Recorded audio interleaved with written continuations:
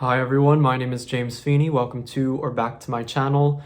Today I want to talk about how you can get more out of your card readings.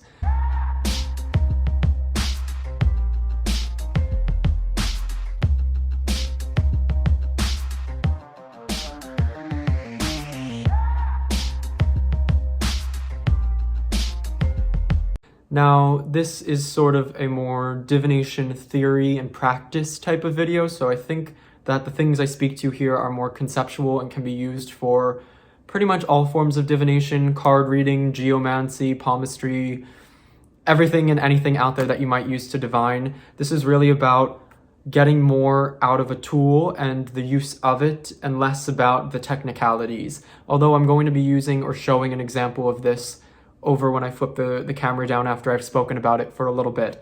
So the inspiration for how I began thinking about this concept or idea of getting more out of my readings, the specific way of doing so, is derived from some thoughts I had after reading Every Card Tells a Story, Playing Card Divination by Stephen Ball. I mentioned this in a recent favorites video. It's a recent book I read on playing card divination and playing cards in general. So there's a section in here that goes over various reading methods, and I would say that playing card divination by and large, I've spoken about this a little bit, is more folky or folk. It's sort of a folk form of divination, as in it's more practical, it's more intuitive, there's something more, I would say, connected about it. It's less ceremonial, there's less fuss. But I will say that a commonality I found in a lot of folk traditions, magical traditions, and all sorts of folky sort of magic and divination is the idea of give and take, of needing to sacrifice something or give something to receive something in return, or that nothing is free, everything has a price. Now, you might be thinking, how does this apply to divination at all? I think it applies heavily, and I think we can use that sort of tenet, if you will, to glean more, to act upon our readings or to receive more insight. So one method of card reading that's mentioned in here is laying down cards to look at one's potential futures or path, and then laying a secondary path that one doesn't look at right away. And then if you say don't like the path that you're already on, you can choose to pay fate or give something to fate in order to look at your other option. So you actually have to give something. Monetarily, it lists maybe money as a form of payment, so you might give $1 or something like that. It doesn't have to be too large to look at your option there. If you see that the other option that fate provides is one that you prefer, you pay another $1 to actually almost buy that option. And then there is an action card of how you can change your current path to segue onto the path that you'd rather be on. So in doing this, you are actually physically paying something. So you've invested in the reading further. And based on that, you're supposed to then find a way of getting rid of the money or almost giving it to fate. So you might, if it's coins, find a fountain to sort of flip them into. You might leave them somewhere for a stranger to find. You might decide to give them to the first random person you meet on the street in the coming days. So either way, you do have to put in conscious effort in order to segue into this other option of choices that is going to bring you to some place. Now, kind of taking this baseline concept and putting it onto any reading that we might do for ourselves, the idea of investing more into the reading, meaning that we are going to, I would say, heed the advice that the reading might be giving us or the guidance. We will then actually act upon the cards as opposed to flipping them over, looking at them for a few seconds or a minute, and then putting them back in the deck and forgetting about the reading altogether.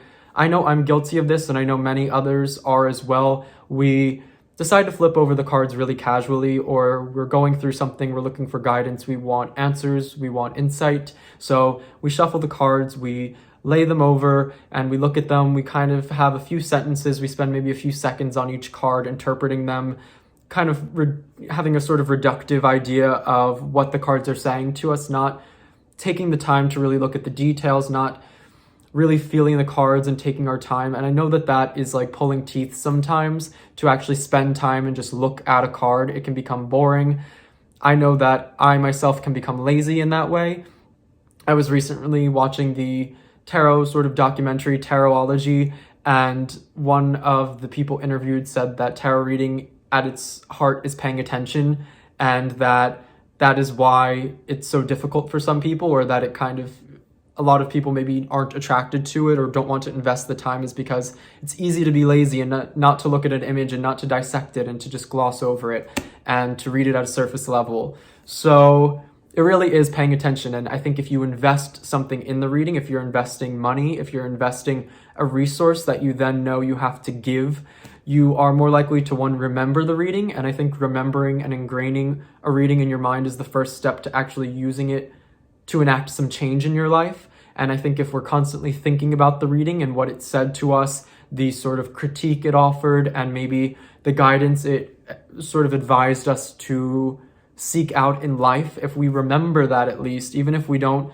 consciously take actions, I think we're subconsciously making choices that are in alignment with that memory, with that thing that we've ingrained in our mind. And if we spend more time on it, we're more likely to then act on it, or at least return to it at some point, as opposed to when we flip over the cards, we spend maybe a minute or two looking at it or jot something quickly down and then forget about it and never return to it, never actually take action based on what we have seen in the cards. I think we also then don't see everything we can in the cards when we just take a minute or two to flip over a card and say, oh, well, this speaks to me and that person in our conflict, and oh, it looks like it's going to turn out all right.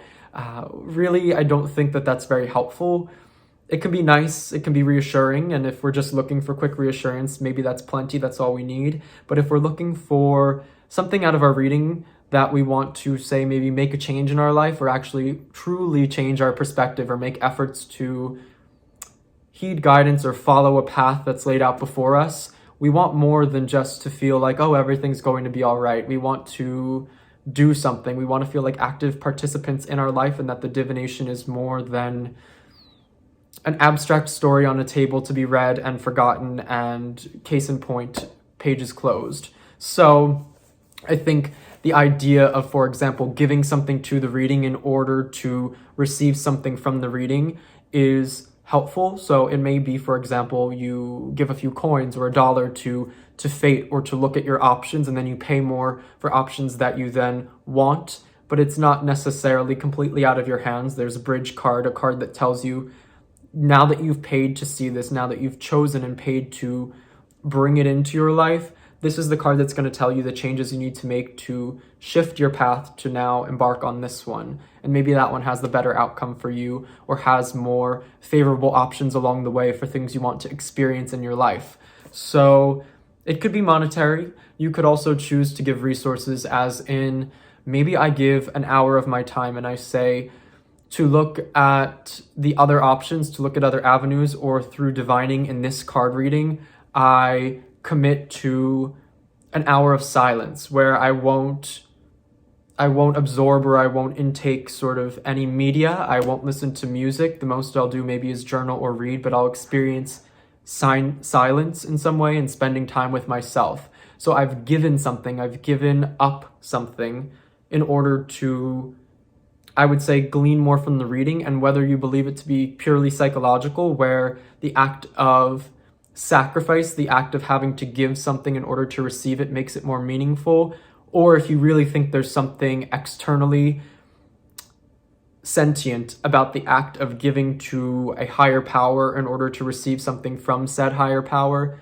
I think you still sort of achieve the same results ultimately, hopefully, and that is that you are more likely to receive something of substance, something that is meaningful and changing in your life if you invest more in it. So what I want to do now is just walk through a super brief, I would say, example as the book puts it, just so that you might see it in a very literal card reading. But I think what's more important here is to take the concept of investing time, attention, energy, and giving something over to yourself, or sacrificing something of yours in the name of changing something in your life, or paying attention to things that you need to know, and that actually affecting that change, ingraining that change, and making you more likely to invest in yourself and what the cards are asking you to do, or what you might be asking yourself to do based on the cards. So I'm going to flip the camera down. We're going to just use playing cards because we're going to stick with the spirit of the book. But like I said in the beginning, this idea, this tenet, this idea of giving in order to add more meaning to divination, in order to get more out of your readings, can be applied to tarot, playing card divination, geomancy, pyromancy, palmistry, you name it, it works. So we're going to go do that right now. All right, everyone, so we're over here for this example, going to be using these pagan playing cards from Usi, or Usi, however you pronounce it. These are my favorites right now, and it's a really basic playing card deck. So the way that this book here describes this act of giving or looking to fate as this sort of abstract concept that we then sacrifice or give something to in order to affect maybe a change or to look at other options we might have in life, works something like this. At least this is the way the book seemed to describe it. So I would, for example, lay down 5 cards. This is my path that I'm on right now, and where it's headed. It's no specific, I would say, card positions in this reading. It's more so just what I make of what's here. I'll try to get everything in frame. So this would be what already is and is likely to happen based on where I'm at. Now, what I would also do is then pull this bridge card and then lay 5 cards up here. Now these are the cards of a secondary path that I might be able to access, that fate has in store, and that I can change and sort of veer my way into if I like what it has or I don't like what's down here. So the idea of this is to first flip over the cards that speak to where you're already at and likely to go.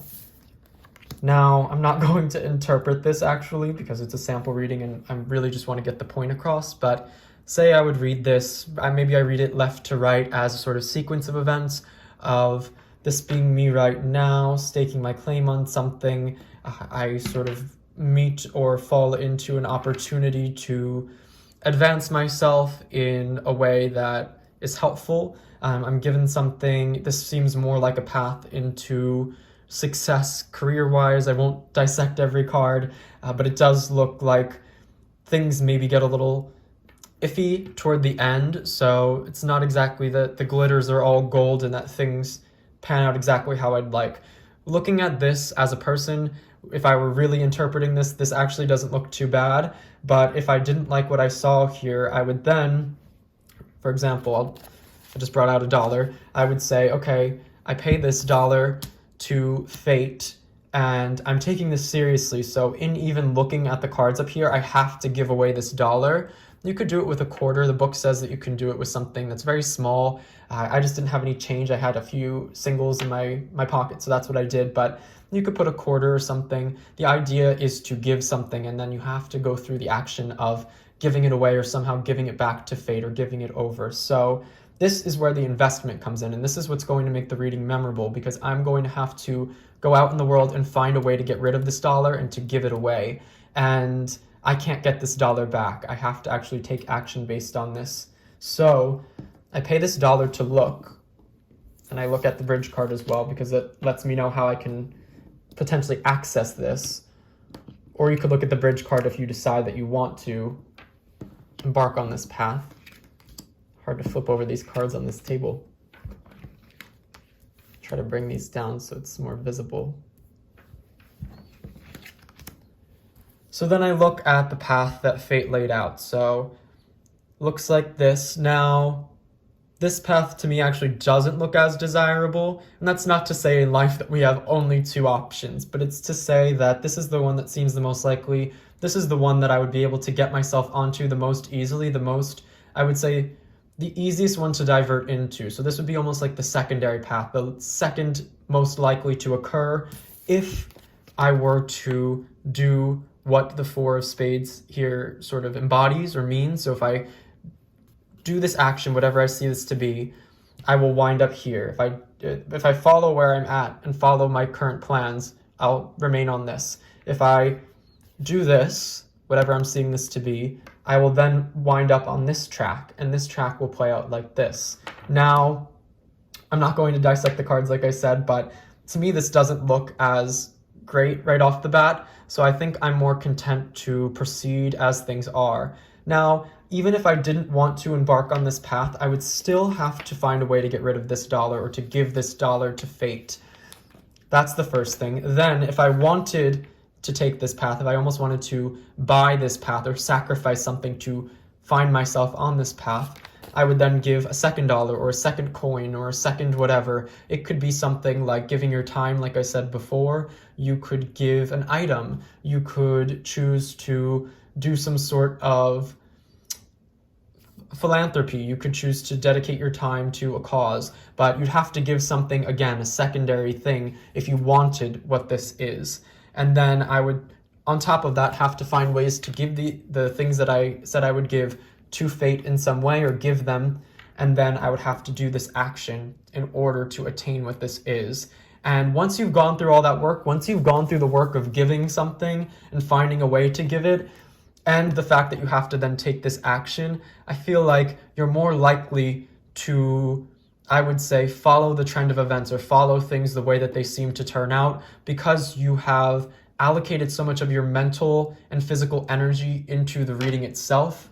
And to me, that's something that's going to stick with me a lot more than flipping over 3 cards and then just shuffling them back into the deck. Because now I have to go out into the world, find a way to give these dollars, or if I give my time, and I also now have this in mind, this action, because I'm like, oh, I want this to happen. I have to do this. And so my mind is set on doing this, even if it's not set on what this is. And then, of course, the idea of investing in writing your readings down so that way you don't forget them and can return to them. Perhaps taking a picture, or at least writing down what cards were where, so you could lay this out again in the future and see if it's coming to fruition, or see where you might be in the sequence of events. Those are all things that help one to, I would say, get more out of their reading, or to retain it better, to actually take action and heed the advice. Of course, retention is important, and things like writing things down is great.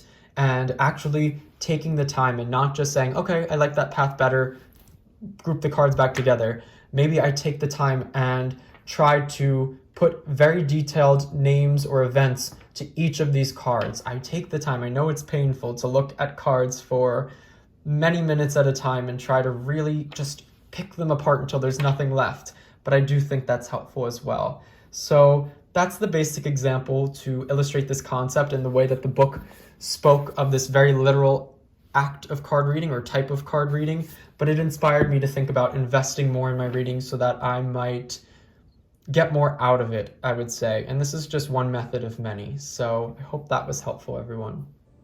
All right, everybody. I hope that was helpful, that sort of segment of just an example. Let me know what you all thought, and if you are also guilty of maybe just flippantly flipping over cards and not heeding the advice, or not paying too much attention, feeling a bit lazy, and just glossing them over, having a sort of reductive 1-minute reading for yourself and then tossing the cards to the side.